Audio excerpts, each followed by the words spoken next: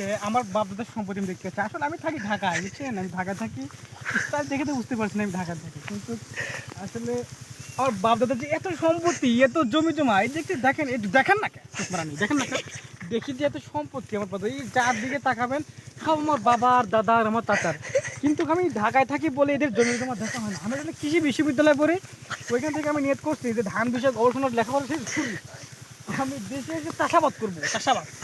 এবং এর জন্য সামনে মাসে আমার ফ্লাইট ভ্যাটিকান সিটিতে, আমি ওইখানে ধান বিষয়ে গবেষণা করতেছি এবং ওইখানে আমি 4 বছর পড়াশোনা শেষে 2 বছর পরে এই সম্পত্তিগুলো দেখবো, আমার বাপদাদার সম্পত্তি এইগুলো দেখেন ধান কী হচ্ছে। আসলে আমি যখন আবিষ্কার শুরু করবো এর থেকে আরও বেশি ভালো হবে।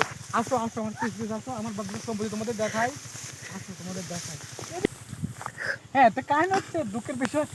আসলে কি বলতেছিলাম, ও হ্যাঁ আমি বিদেশে যাবো, যাবো বিদেশ না ঢাকা। আমাদের এই সম্পত্তিগুলো দেখাশোনা করবো আমি। ও বিদেশে গিয়ে দেখাশোনা করবো, গ্রামে দেখাশোনা করবো। যত মানে আসলে ঢাকায় থাকি, ঢাকায় থাকার কারণে আমার আসলে আমি সেরকম দেখতে পাচ্ছি না। আমি তো কৃষকের ছেলে, আসলে দুঃখের বিষয় আমি আমি আসলে মানে গ্রামে আসছি। আমি জীবনের প্রথম আজকে আমার বাবা দাদার সফরে দেখতেছি, ধান চাষ দেখতেছি।